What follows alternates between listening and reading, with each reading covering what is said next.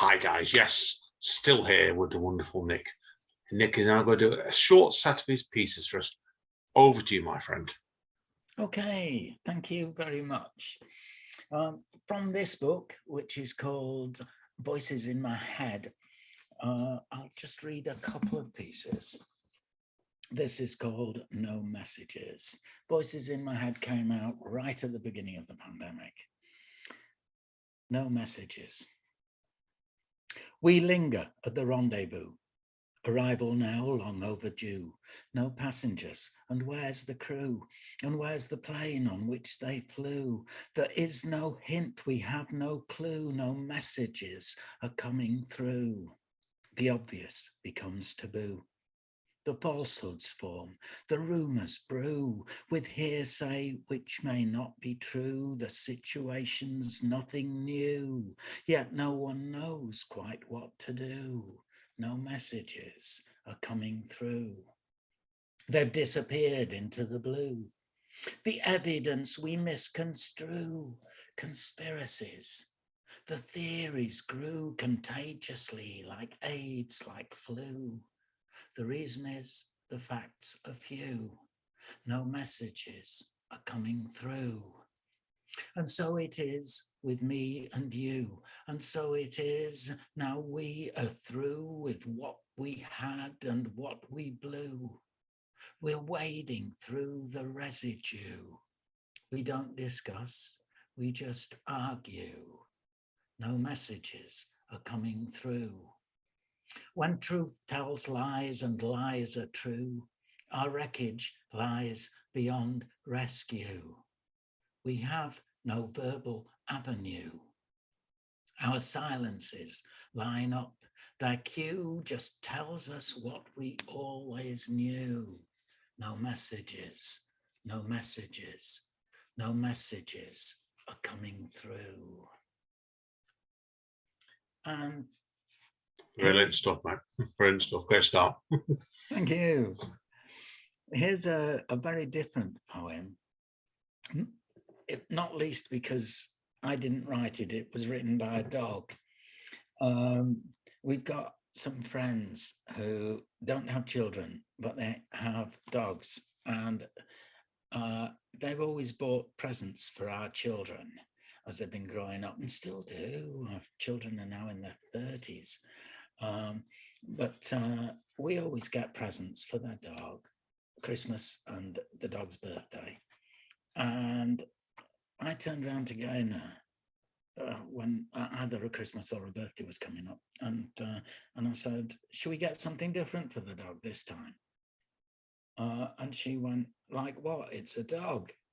You know, and I went, well, we always get it like a ball or a bones or a chew or you know. I thought perhaps we could get it something different. And she said, go on, what? And I went, well, I thought I could maybe write it a poem. And she went, that's ridiculous. Well, one of the things that makes marriages work is if your partner says that's ridiculous, you do it, right? So here's the poem. What I tried to do was make it so that it was written by the dog, so the dog could pretend that he'd written it. So it's crap because dogs are crap at language. But, you know, he's tried very hard. This is called Big Dog's Best Poem. And he's been sleeping and he wakes up in the morning. Dog's dream, right? Big Dog's Best Poem. Dream, bite, growl, shake, sunlight, stir, wake, new dawn, stare, think, stretch, yawn, eat, drink, gone, got, dog, lead, walks what we need, jump, bark, wag, lick, go, park, fetch, stick, lake, swim, wet, hound, shake, bound, race, round, chase, birds, choose, tree, make, turds, do, pee, race, home, there, first, brush, comb, mad, thirst, sit, beg, get, bone, cow's leg, can't, moan, back, yard, chew, gnaw, grind hard, chew more, called in, coats on. Doors shut. They're gone. Dig floor. Yelp. Yowl. Scratch door. Help. Howl. Long wait. Bleak black. Here gate. There back. Like pop. Fuss. Yap. Leap. Up. In. Lap. Warm. Smell. Best time. All's well. End. Rhyme. Poem written by a dog. Oh, I love it. Brilliant. Thank you. Then here's a poem based, sort of not based on, but inspired by W.H. Auden's funeral poem. And my mum died 2 years ago, almost to the day today. I wrote this poem the day she died. So it's called Today My Mother Died. Had mixed relationship with my mum, but we loved one another. And she didn't die easily. Today my mother dies. House left bare, this theft entire. Cut the current in the wire. Quell the riot, hush the choir. Watch my maker thus expire. Cancer and her age conspire to deflate her like a tire. All is swallowed in this mire, panic making her perspire. What more must this time require? Symptoms steal her whole empire, wisdom, passion, wit, and fire, body losing occupier. See her weaken, see her tire, see her pass beyond desire. Process cruel, so slow it's dire. Sod you, God of mercy, liar. Whoa. No. Whoa. I was just angry at her suffering. Understandable. Yeah. So here's a true story from this book, the lyrics from the album that's coming out. The book's called The Columbus Memoirs and Other Tales. And this is a lyric from the new album. It's 4.5, and it begins in Indonesia. It's based on my travels. A bare room in the bus depot, and I sit on a bench. Standing in front of me is a bored teenager. No more than 17, he wears a military uniform. He's playing a game with no words. Listening carefully to music on his iPod, he casually waves a loaded rifle round the room, pointing it first at a wall, then straight into my face, then out of the window, targeting a succession of passers-by. When I was his age and drunk on holiday in Italy, me and some local lads got into an argument with the police. It grew heated. One of the lads hit a young cop. We all ran away, laughing. Suddenly, bullets from an automatic began thudding into the wall above our heads. I dived through a doorway. A whole family sitting around their dinner table mid-meal glanced up to see me, a mad Englishman, sauntering drunkenly past them, through their kitchen and away. Years later, touring America with a couple of punk bands, a cop stopped us after midnight on a beach somewhere in Los Angeles. He told us to take our hands out of our pockets.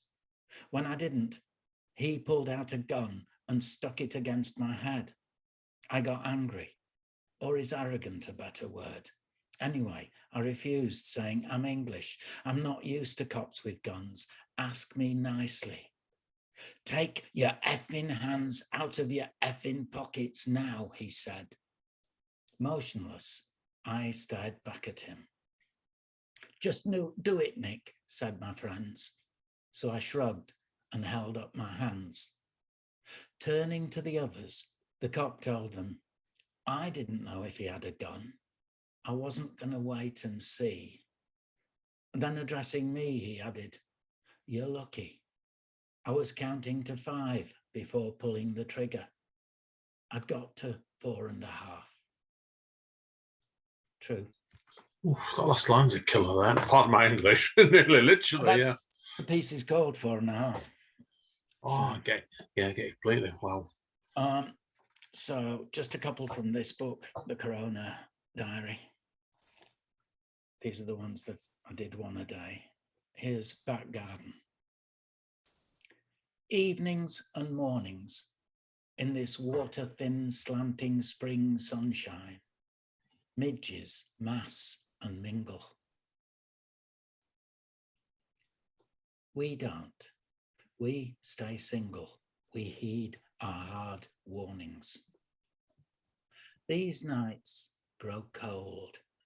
We wake to frost, and lost at home at first we stall but soon restart. We keep ourselves apart. We do as we've been told. We mow, trim borders, plant seed and feed the birds, hang out washing, do more garden chores. We then return indoors. We obey their orders. Wow, And this is called Care Home Ghosts Speaking. I wanted to write a poem that spoke for people who didn't have a voice, and very obviously those who died in care homes had no voice while they were dying, had no voice after they'd died. Yeah. Care Home Ghosts Speaking.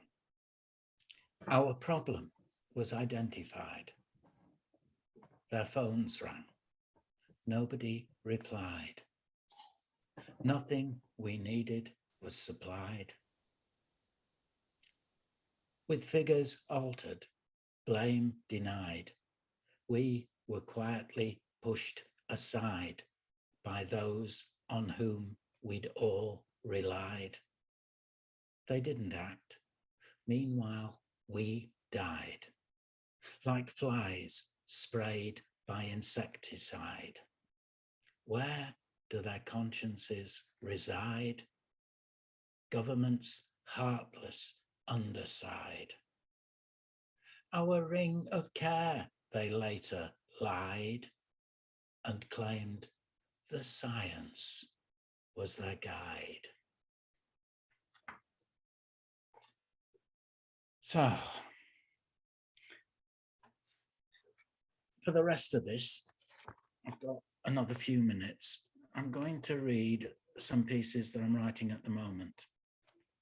Each one is 6 lines long, split into 2 sets of 3 lines, and they're all about a river. So the collection is going to be called The River. But the river isn't just an actual river, although sometimes in these poems it is, but it's also time, it's our lives, and quite a lot of the time, the river is a person. And it can be male, it can be female, it can be old, it can be young. So let me start with the poem that started this whole thing. I've written about 80 of these, and I only started about 8 weeks ago. So, whoa, some guys could go in there. Yeah. This is Judgment, the first poem. It's time to describe the dead weight of this river, with wind in the wintertime making it shiver. Caught up in the gale of our own thoughts, we quiver. We're water laid out like slim slabs of raw liver. It's butchery pricing us sliver by sliver, while slicing our sins like some priestly forgiver. Next poem. Temptation. We're drawn to this river as flies are to shit. Its drugs drag us down. They just won't let us quit. We can't do without them. We need one more hit. With fish to be caught, some come here with their kit. The water flows over mud, stone, sand, and grit. Swim, paddle, or suicide, this place is it. And the next one. This river's caught in frantic flow. Oh, no, sorry, I'm reading the wrong one. I'll read this. Prefer this one. Sleep. The river climbs naked into my bed, tempering lust with an aura of dread. Far away yesterday, we two were wed. She drenches my dreams as she gives me head, the sheets absorbing the blood that she shed. Morning revealing we'd both been misled. Yeah, oh, that was brilliant. I love it. Very, very, says a lot in 6 lines, that one, mate. Next one, job. Out there in the darkness, the river's working late. Woodland whispers while on hooves in fields watchers wait. Worried clouds scurry, sighing hurry, fearing fate. Moonlight breaks on water. A wind gust wakes the gate. Far away, a coming day states its time and date. Listening, the river shrugs. Not my business, mate. Date. The river goes out on the town with a close friend of mine. They start out in a restaurant. They chat, they drink, they dine. And then they both go clubbing. He downs lagers, she's on wine. She leaves, he goes on drinking till the end's hard to define. He staggers as he notices the coastline smells saline. His river mouth opens wide, pukes its contents in the brine. And the next, legacy. The river's cold. She lacks the cash to pay her heating bill. She goes to see the doctor and he tells her that she's ill. The drugs that he prescribes don't work. She buys a different pill. She soon needs stuff to smoke and has syringes she's to fill. These habits eat up everything. There's just herself to kill. Though no one knows she's doing this, when they find her, they will. So maybe time for 2 more. Let's see. That's fine, Nick. Go for it. Situation. The river's been drinking, is sloppy and pissed. Gone well beyond knowing he ought to desist. And like a boat leaking, he's starting to list. Angry words get exchanged, but he's missed their gist. Things look like they'll soon take an unpleasant twist when his face collides full on with someone's fist. And then lastly, let's see what I've got. I think I've got, yeah, go on, inexplicable. So I'll end on this. One day, the Volga invaded Ukraine, which caused the Danube to loudly complain and upset the Rhine, the Thames, and the Seine. The great Mississippi couldn't contain its anger and made its feelings quite plain. vulgarly vulgar, refused to explain. There we are. So it gives you Excellent. the idea of how I draw on the river idea and play about. Yeah, no, I got it straight away. Excellent stuff indeed, that mate. Great, so great, very varied set there, Nick, as well. So all the best of it, mate. Definitely with these forthcoming projects. So anyway, guys and girls, I want to thank Nick again today for a fantastic interview and great pieces. Keep in touch, mate. I'd love to have you on again, mate, if you want and if you're ready in the future. So to conclude, we'll wrap up now. So as Don Callis over at Impact Wrestling says, stay safe and stay over. And we will see you all next time.